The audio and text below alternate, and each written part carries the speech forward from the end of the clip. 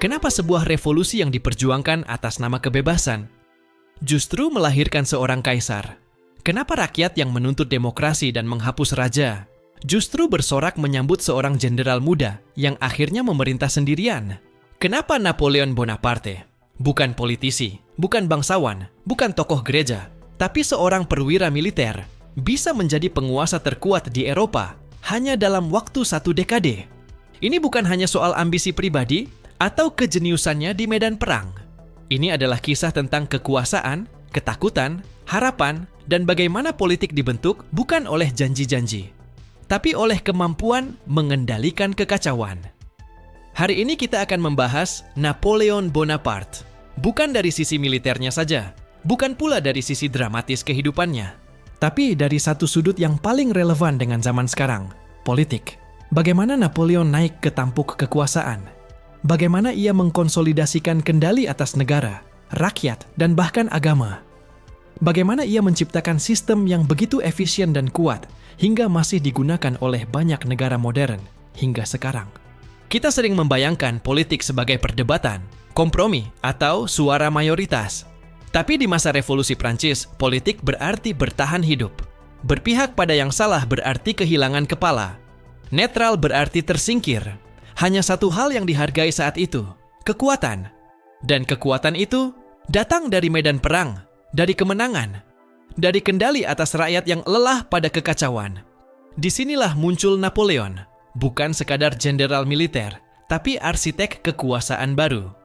Ia melihat kekosongan di puncak kekuasaan dan mengisinya dengan sistem yang tak hanya menyatukan Prancis, tapi mengancam seluruh tatanan politik Eropa. Tapi Napoleon bukan diktator sembarangan. Ia tahu bahwa untuk bertahan dalam kekuasaan, tidak cukup dengan bayonet. Ia memerlukan hukum, legitimasi, dukungan publik, struktur negara, propaganda, dan tentu saja, musuh bersama. Dalam video ini, kita akan membahas bagaimana Napoleon menjalankan kekuasaan, dari kudeta sipil, pembentukan sistem hukum modern, pengendalian media, hingga membangun birokrasi yang efisien. Kita akan bertanya, apakah Napoleon mewakili kegagalan revolusi atau justru puncak pencapaiannya? Siapkan diri kamu. Karena untuk memahami politik modern dari Eropa, Amerika, hingga Asia, kita harus kembali ke tahun 1799 ketika seorang jenderal muda dari Korsika memutuskan untuk mengambil alih nasib sebuah bangsa. Tahun 1789, Prancis sedang sakit. Sakit karena ketimpangan, karena kemewahan istana di Versailles dibangun dari pajak rakyat yang bahkan tak mampu membeli roti. Ketika Raja Louis ke-16 membuka pertemuan Etats Généraux, semacam parlemen feodal, yang sudah 175 tahun tidak dipakai, ia berharap bisa menyelesaikan krisis keuangan. Tapi yang datang justru badai revolusi. Revolusi Prancis dimulai bukan karena rakyat ingin seorang kaisar baru. Mereka ingin sistem lama dihancurkan. Bangsawan yang tak membayar pajak. Gereja yang punya tanah, tapi tak punya tanggung jawab. Raja yang hidup di istana emas, sementara rakyat mati kelaparan. Muncullah semboyan. Liberté, égalité, fraternité. Kebebasan, kesetaraan, persaudaraan. Tapi seperti banyak revolusi, semangat itu segera berubah menjadi konflik internal. Januari 1793, Raja Louis ke-16 dipenggal, Republik didirikan. Tapi yang menyusul bukan kestabilan, melainkan masa yang dikenal sebagai teror. Robespierre, pemimpin kelompok Jacobin, memperkenalkan kebajikan lewat ketakutan. Ribuan orang dieksekusi, bukan karena bersalah, tapi karena dianggap cukup berbahaya untuk menentang revolusi. Prancis menjadi negara tanpa raja, tapi juga tanpa hukum tetap. Parlemen tak stabil, pemerintahan berganti cepat. Kekacauan politik meledak di jalan-jalan, dan perang pecah di seluruh penjuru. Monarki Eropa tidak tinggal diam. Inggris, Austria, Prusia, Spanyol, semua memandang Republik Prancis sebagai ancaman ideologis. Perang meletus. Blokade ekonomi dimulai. Kekaisaran-kekaisaran lama ingin revolusi ini segera dihentikan. Di dalam negeri muncul perlawanan. Di pedesaan Vendée, perang saudara meletus. Di Paris, rakyat mulai bosan dengan janji kebebasan. Mereka tak ingin retorika, Mereka ingin stabilitas. Tahun 1795, setelah Robespierre juga dieksekusi, sistem baru dibentuk. Direktorium. 5 orang pemimpin yang mencoba mengendalikan Prancis. Tapi mereka terlalu sibuk bertahan hidup secara politik. Korupsi mewabah, ekonomi memburuk, inflasi melonjak, kepercayaan rakyat hancur. Dan seperti yang sering terjadi dalam sejarah, ketika sistem sipil gagal, rakyat menoleh ke militer. Di tengah kekacauan itu, muncullah satu nama yang tiba-tiba menjadi harapan baru, Napoleon Bonaparte. Seorang jenderal muda dari pulau kecil bernama Korsika. Cerdas, cepat, karismatik. Bukan bangsawan, bukan tokoh partai, bukan penguasa lama. Tapi dia tahu cara memenangkan pertempuran. Dan lebih penting, memenangkan hati rakyat. Napoleon naik daun setelah mengalahkan pasukan Austria dalam kampanye militer di Italia. Ia bukan hanya ahli strategi, tapi juga ahli pencitraan. Ia menulis laporan kemenangannya sendiri, disebarluaskan ke seluruh negeri, dan mengukuhkan citra sebagai pahlawan revolusi. Saat direktorium sibuk bertengkar, Napoleon semakin populer. Bahkan ketika ekspedisinya di Mesir gagal, berita itu dikaburkan. Yang disampaikan ke publik hanya kemenangan, hanya kejayaan, hanya Napoleon. Sementara itu, kepercayaan pada pemerintahan pusat semakin rapuh. Banyak yang melihat direktorium sebagai boneka yang tak punya visi. Dan ketika rakyat kehilangan kepercayaan pada sistem, mereka mencari figur. Figur yang bisa mengembalikan ketertiban. Figur yang bisa memenangkan perang. Figur yang bisa menjanjikan masa depan yang stabil. Dan semua mata tertuju pada satu nama, Napoleon. November tahun 1799, Napoleon melakukan kudeta yang dikenal sebagai 18 Brumaire. Tanpa banyak darah, tanpa banyak perlawanan, ia membubarkan direktorium dan membentuk sistem baru, konsulat. Napoleon tidak menyebut dirinya diktator. Ia menyebut dirinya konsul pertama Republik. Tapi semua orang tahu, inilah titik balik kekuasaan. Republik masih ada di atas kertas, tapi kontrol sepenuhnya ada di tangan sang jenderal. Bagi rakyat, ini bukan akhir demokrasi. Ini awal dari keteraturan. Setelah satu dekade revolusi, perang, kelaparan, dan ketidakpastian, Napoleon memberi satu hal yang telah lama hilang, stabilitas.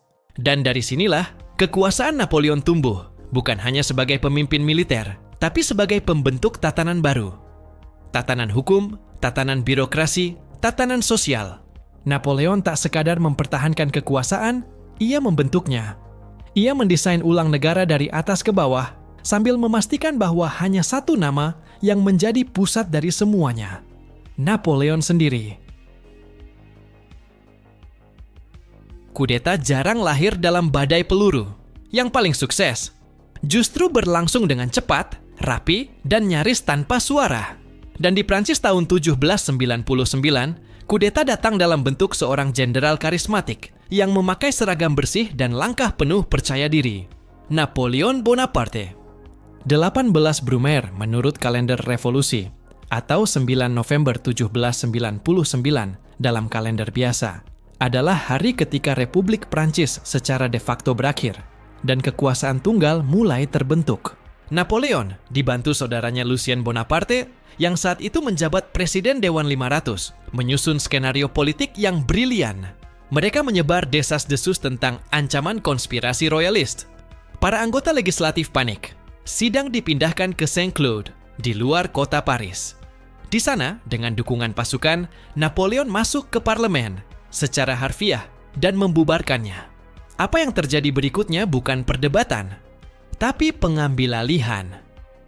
Dengan tekanan fisik dan psikologis, parlemen dipaksa membubarkan direktorium dan menyetujui pembentukan pemerintahan baru, konsulat.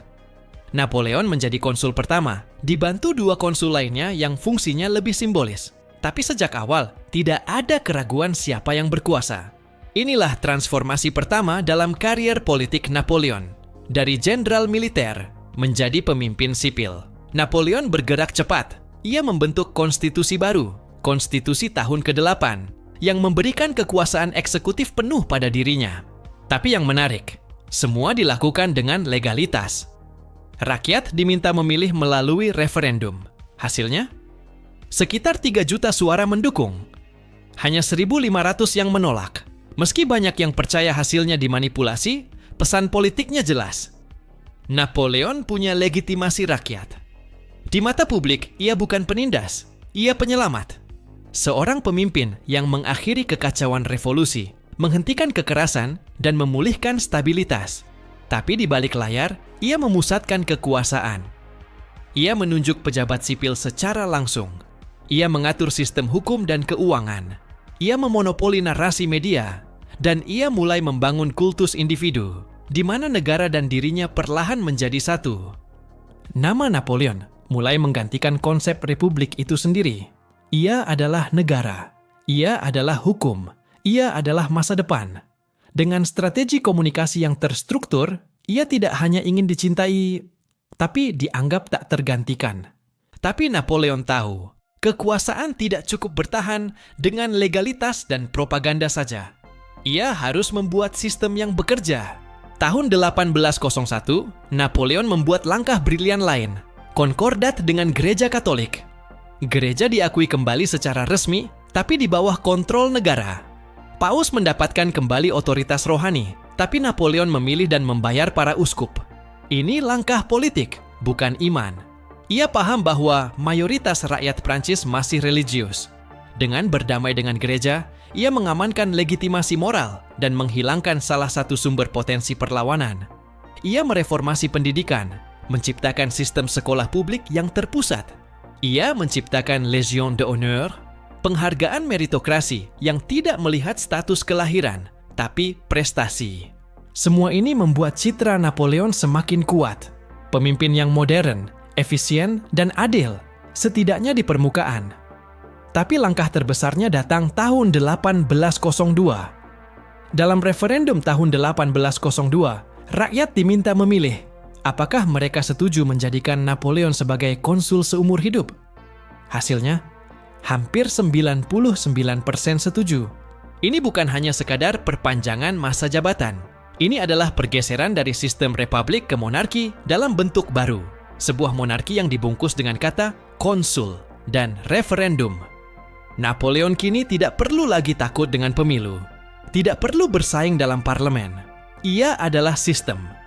Dan pada tahun 1804, tahap akhir dimulai.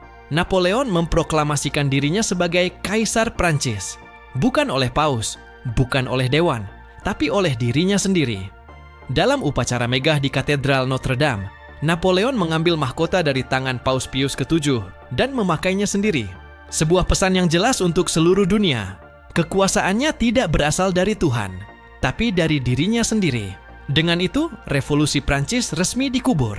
Dan dalam tempatnya, lahir sebuah kekaisaran modern, dipimpin bukan oleh raja feodal, tapi oleh mantan jenderal revolusioner yang memahami satu hal, bahwa rakyat tidak selalu ingin kebebasan. Kadang mereka hanya ingin ketertiban dan simbol yang kuat untuk percaya. Jika revolusi dibangun dengan semangat dan darah, kekuasaan jangka panjang dibangun dengan sistem dan birokrasi. Napoleon sangat paham bahwa kemenangan di medan perang tak ada artinya jika ia tidak bisa mengendalikan Prancis dari dalam, dari meja tulis, dari ruang sidang, dari struktur negara itu sendiri. Dan disinilah letak kejeniusan politiknya. Ia tak hanya memerintah Prancis, ia membentuk ulang negara itu dari fondasinya. Sebagai kaisar, Napoleon menghapus sistem pemerintahan feodal yang kacau dan tak efisien. Ia mengganti provinsi dengan departemen, membentuk struktur administratif yang seragam di seluruh negeri, dari Paris hingga pelosok desa. Tiap departemen dipimpin oleh prefek yang ditunjuk langsung oleh pusat, bukan dipilih rakyat, bukan bangsawan lokal. Ini menciptakan jaringan kekuasaan vertikal yang langsung menjangkau seluruh wilayah Prancis. Semuanya menghadap ke satu titik pusat, Napoleon. Tapi kekuasaan administratif saja tidak cukup. Napoleon paham bahwa kontrol yang nyata datang dari dua hal, pendidikan dan hukum. Ia menciptakan sistem pendidikan nasional yang terpusat, bukan sekadar untuk mencerdaskan, tapi untuk membentuk mentalitas warga negara. Anak-anak belajar disiplin, sejarah militer, dan tentu saja siapa Napoleon itu. Ia juga memperkenalkan sesuatu yang revolusioner dan bertahan hingga kini, Code Civil atau Napoleonic Code. Sistem hukum sipil yang menggantikan hukum feodal dan gereja. Kode sivil menekankan prinsip hukum yang modern, kesetaraan di depan hukum, kebebasan berkontrak, perlindungan hak milik. Tapi juga menegaskan struktur keluarga patriarkal, membatasi hak perempuan, dan memperkuat peran negara dalam kehidupan sipil. Sistem hukum ini kemudian diekspor ke negara-negara taklukan Napoleon dan menjadi dasar sistem hukum modern di banyak negara Eropa hingga Asia, termasuk Indonesia yang mengadopsi banyak prinsipnya lewat Belanda. Dengan hukum, Napoleon bukan hanya memerintah, ia menata ulang logika negara. Tapi hukum dan birokrasi bukan alat satu-satunya. Napoleon juga mengerti betapa kuatnya narasi dan opini publik. Ia memberlakukan sensor media ketat. Dari lebih dari 70 surat kabar yang terbit saat revolusi, hanya 4 yang diizinkan beroperasi pada masa pemerintahannya. Dan semuanya berada di bawah kontrol negara. Napoleon secara pribadi membaca, menyunting, dan mengatur berita yang tersebar. Ia tahu, lebih penting dari apa yang benar adalah apa yang dipercaya publik. Ia menciptakan cerita resmi tentang dirinya. Sang jenius militer, pemimpin bijak, penyelamat republik, penjaga revolusi. Meski secara faktual, ia telah menghapus banyak cita-cita revolusioner. Propaganda visual juga menjadi senjata utama. Potret dirinya dilukis dengan megah dan penuh simbolisme, mengenakan jubah Kaisar Romawi, berdiri gagah di medan perang, dikelilingi cahaya ilahi. Nama dan wajahnya dicetak di koin, perangko, bahkan jam dinding dan tas sekolah. Ia menjadikan dirinya ikon nasional, bahkan tokoh mitologis hidup. Untuk mengukuhkan kekuasaan sosial, Napoleon menciptakan sistem aristokrasi baru. Tapi bukan bangsawan berdasarkan kelahiran, melainkan berdasarkan jasa dan loyalitas. Ia memberi gelar pangeran, adipati, dan baron kepada para jenderal dan administrator setianya, menciptakan elite baru yang seluruh kariernya bergantung pada Napoleon. Ini bukan feudalisme lama, ini loyalisme modern. Bahkan di bidang ekonomi, Napoleon bergerak strategis. Ia membentuk Bank of France untuk menstabilkan mata uang dan mengontrol inflasi. Ia memperbaiki sistem pajak agar efisien dan terkontrol langsung oleh negara. Semua ini menciptakan efek psikologis penting. Negara menjadi institusi rasional dan profesional, bukan alat kekuasaan pribadi raja seperti dahulu. Ironisnya, meski kekuasaan Napoleon sangat pribadi, sistem yang ia bangun terasa sangat modern. Dalam waktu kurang dari 1 dekade, Napoleon telah mengubah Prancis dari negara yang dilanda revolusi dan kekacauan menjadi mesin negara yang efisien, modern, dan terpusat. Semua diatur dari atas. Semua bergerak sesuai ritme yang ia tentukan. Dan rakyat, untuk sebagian besar, menerimanya. Karena setelah 10 tahun ketidakstabilan, mereka tak lagi mendambakan kebebasan total. Mereka mendambakan tatanan, dan Napoleon memberikannya dengan harga. 1 suara, 1 pemimpin, 1 wajah. Tapi Napoleon tidak puas hanya memerintah Prancis. Ia punya ambisi yang lebih besar, mengatur ulang seluruh Eropa. Dan seperti sistem politiknya, ia percaya, kalau tatanan bisa dibuat bekerja di Paris, maka bisa juga dipaksakan di Berlin, Madrid, Milan, hingga Moskow. Maka dimulailah ekspansi besar-besaran. Dan di sanalah kisah kejayaan politik Napoleon berhadapan langsung dengan batas logika kekuasaan. Kekuasaan, seperti gravitasi, selalu menarik ke pusat, tapi ambisi mendorongnya keluar. Dan bagi Napoleon Bonaparte, batas Prancis terlalu sempit. Ia tidak hanya ingin menciptakan negara yang kuat, ia ingin menciptakan dunia baru dengan Prancis sebagai jantungnya dan dirinya sebagai pengatur ritmenya. Sejak menjadi kaisar pada tahun 1804, Napoleon memulai ekspansi militer terbesar dalam sejarah Eropa modern. Ia membentuk koalisi negara-negara klien, Kerajaan Italia, Konfederasi Rhine, Kadipaten Warsawa, semuanya tunduk pada kehendak Paris. Di medan perang, ia hampir tak terkalahkan. Di Austerlitz, 1805, Ia menghancurkan gabungan pasukan Rusia dan Austria di Jena dan Auerstedt 1806. Ia menggilas kekuatan Prusia dan pada 1807 ia memaksa Rusia menandatangani perjanjian Tilsit. Dunia menyaksikan seorang mantan jenderal kini mengatur raja-raja, menggulingkan dinasti tua, dan membentuk ulang perbatasan seolah Eropa adalah papan catur miliknya. Tapi ekspansi militer membawa beban politik. Setiap kemenangan menciptakan dua hal, wilayah baru dan musuh baru. Napoleon mencoba mengatur semuanya dengan satu prinsip, kontrol langsung dari atas, persis seperti yang ia lakukan di Prancis. Ia menempatkan saudaranya sebagai raja-raja boneka, Joseph Bonaparte di Spanyol, Louis Bonaparte di Belanda, Jerome Bonaparte di Westphalia. Tapi cara ini justru menciptakan krisis legitimasi. Rakyat di negara-negara tersebut melihat mereka bukan sebagai pemimpin, melainkan penjajah berpakaian bangsawan. Di Spanyol, mimpi Napoleon berubah menjadi mimpi buruk. Tahun 1808, rakyat bangkit melawan dengan perang gerilya yang brutal dan tanpa aturan. Pasukan Napoleon kelelahan, moral turun, dan untuk pertama kalinya, kerajaannya terguncang dari bawah. Perang ini menyita perhatian dan sumber daya besar. Sementara di tempat lain, kebijakan ekonomi Napoleon juga menjadi bumerang. Dalam upaya melemahkan Inggris, musuh utamanya, Napoleon memberlakukan Continental System, blokade ekonomi total terhadap perdagangan Inggris.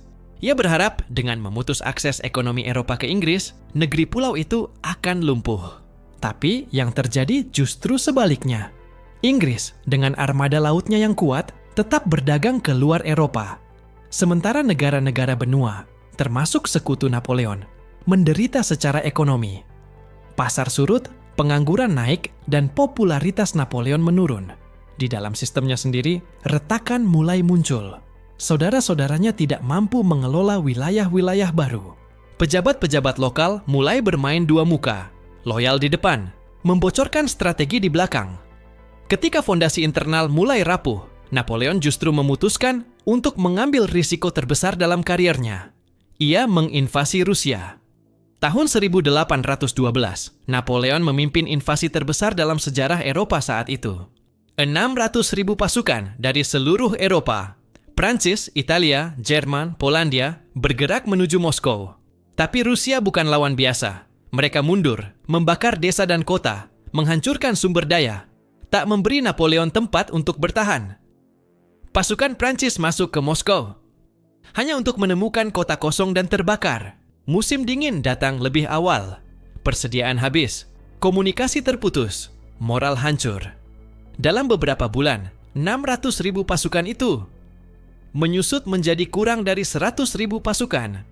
Ini bukan sekadar kekalahan militer. Ini adalah kehancuran psikologis dan simbolik. Napoleon, sang jenius tak terkalahkan, kini terlihat manusiawi dan rentan. Musuh-musuh lama bersatu kembali.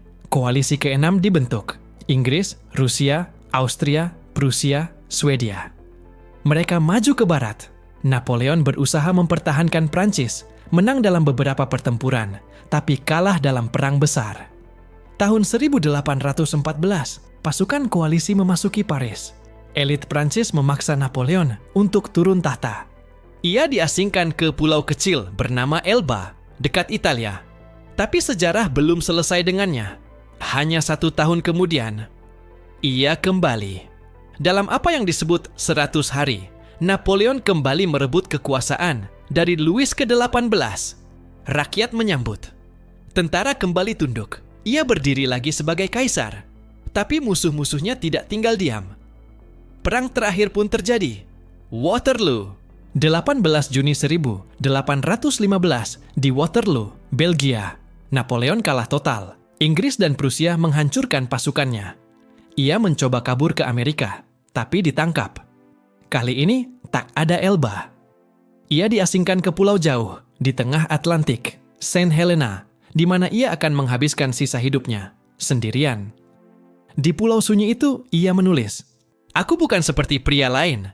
Aku lahir untuk mengatur, bukan untuk dikalahkan."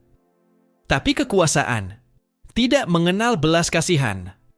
Tahun 1821, Napoleon Bonaparte meninggal. Bukan di medan perang, bukan di istana, Tapi di pengasingan, sebagai pengingat bahwa bahkan ambisi terbesar pun punya batas. Napoleon telah tiada selama 2 abad, tapi jejaknya masih tertanam dalam nadi peradaban modern. Kita mungkin tidak hidup di bawah kekaisarannya, tapi kita hidup di bawah warisan sistem yang ia bangun. Mulai dari hukum, pendidikan, birokrasi, hingga logika kekuasaan. Dunia modern tak bisa lepas dari bayangan Napoleon Bonaparte. Napoleon adalah penguasa yang membungkus otoritarianisme dalam nama stabilitas dan efisiensi. Ia memperkuat kekuasaan pusat, menghapus kebebasan pers, membubarkan partai politik, dan menempatkan pengawasan ketat terhadap semua bentuk oposisi. Tapi, yang membuatnya berbeda dari tiran biasa adalah pendekatannya yang rasional dan sistematis. Ia tak memerintah lewat ketakutan semata, tapi lewat hasil. Ia membangun jalan, ia menertibkan hukum, ia menegakkan meritokrasi, dan ia memastikan bahwa negara bergerak seperti mesin yang rapi. Ini adalah model kekuasaan teknokratis yang tidak memerlukan persetujuan rakyat untuk bergerak, karena ia percaya hasil yang baik akan membenarkan cara yang keras. Di sisi lain, Napoleon adalah reformis sejati. Ia mewariskan Code Sivil, sistem hukum sipil yang menjadi fondasi hukum di banyak negara Eropa dan bekas jajahannya, termasuk Indonesia melalui pengaruh Belanda. Code Sivil memperkenalkan prinsip kesetaraan di hadapan hukum, perlindungan hak milik, ketiadaan kelas istimewa dalam hukum, sistem perdata yang tertulis dan baku. Ia juga membangun sekolah negeri yang sekuler, membuka jalan bagi pendidikan universal. Ia menciptakan bank sentral, memperbaiki sistem perpajakan, dan membentuk birokrasi modern berdasarkan kinerja, bukan warisan darah bangsawan. Dengan kata lain, Napoleon memodernisasi negara, membuatnya efisien, profesional, dan tahan lama. Disinilah kontradiksi besar Napoleon muncul. Ia bukan sekadar diktator atau reformis. Ia adalah 2 wajah dalam satu tubuh kekuasaan. Ia menekan kebebasan, tapi juga membebaskan masyarakat dari ketidakpastian hukum. Ia memusatkan kekuasaan, tapi juga membuat negara berjalan dengan efisien. Ia menghapus kebisingan demokrasi, tapi memberikan kejelasan arah dan tujuan. Di banyak negara, warisan ini terasa nyata, termasuk di Indonesia.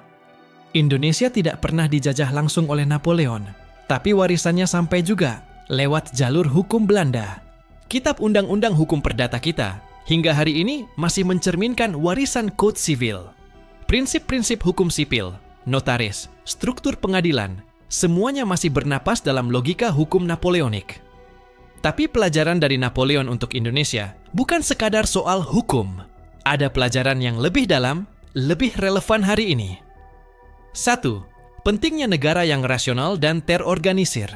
Napoleon menunjukkan bahwa negara yang kuat adalah negara yang punya struktur birokrasi yang rasional, terukur, dan profesional. Indonesia kadang terjebak dalam birokrasi yang lambat, penuh kepentingan politik, dan tidak meritokratis. Warisan Napoleon mengingatkan kita, tanpa disiplin dalam sistem, visi sebesar apapun akan macet di meja administrasi. 2. Bahaya pemusatan kekuasaan. Model kekuasaan Napoleon juga memberi peringatan. Ketika terlalu banyak kekuasaan terkonsentrasi di tangan satu orang atau satu institusi, sistem menjadi rapuh. Ketika tidak ada oposisi, kritik, atau pengawasan, keputusan salah bisa berakibat fatal. Seperti invasi Rusia yang menghancurkan dirinya. Bagi Indonesia, ini adalah pengingat agar demokrasi tidak hanya hidup dalam prosedur, tapi juga dalam distribusi kekuasaan. Kita butuh kekuatan eksekutif yang tegas, tapi juga lembaga legislatif dan yudikatif yang independen dan kuat. 3. Efisiensi bukan alasan menghapus demokrasi. Banyak pemimpin, termasuk di Indonesia, terobsesi dengan model pemimpin kuat ala Napoleon. Mereka percaya bahwa efisiensi dan pembangunan lebih penting daripada proses demokratis. Tapi sejarah menunjukkan efisiensi yang dibangun tanpa akuntabilitas, cepat atau lambat, akan berbalik menghancurkan kepercayaan publik. Kita harus belajar bahwa pembangunan dan kebebasan bisa berjalan bersamaan. Asal negara punya niat untuk menyeimbangkan keduanya. 4. Negara sebagai pelayan, bukan penguasa. Napoleon melihat negara sebagai entitas yang harus mengatur semua aspek hidup warganya. Tapi di zaman modern, pendekatan ini tak selalu relevan. Indonesia, dengan masyarakat yang beragam, tidak bisa dikelola dengan satu model sentralistik mutlak. Kita perlu negara yang melayani, bukan hanya mengatur. Negara yang hadir dalam kesetaraan, bukan hierarki kekuasaan. Napoleon mewariskan kerangka. Tapi isi dari negara modern harus kita tentukan sendiri. Apakah kita ingin menjadi negara yang efisien tapi otoriter? Atau negara yang demokratis tapi tak tertib? Jawabannya ada dalam bagaimana kita menyeimbangkan pelajaran dari sejarah dengan kebutuhan zaman. Napoleon bukan hanya bagian dari sejarah Eropa. Ia adalah bagian dari cara dunia modern berpikir tentang negara. Ia menunjukkan bahwa negara harus bisa membangun sistem, menjaga stabilitas, menggerakkan kemajuan, tapi juga mendengar rakyatnya. Warisannya bukan hanya gedung dan hukum, tapi juga perdebatan abadi. Apakah kekuasaan itu untuk melayani atau untuk mengendalikan? Bagi Indonesia, pelajaran dari Napoleon bukan untuk ditiru mentah-mentah, tapi untuk dimaknai secara kontekstual. Kita harus mengambil semangat reformasinya, bukan absolutismenya. Hari ini, ketika kita bicara tentang negara yang kuat, pemimpin yang tegas, atau sistem yang rapi, mari kita ingat, yang kita butuhkan bukan hanya Napoleon, tapi juga kebijaksanaan untuk tahu kapan harus berhenti menjadi dia. Terima kasih telah menonton. Jika kamu merasa video ini membuka perspektif baru, jangan lupa untuk like, subscribe, dan bagikan. Tulis di komentar, menurutmu, apakah Indonesia butuh lebih banyak Napoleon? Atau justru sebaliknya?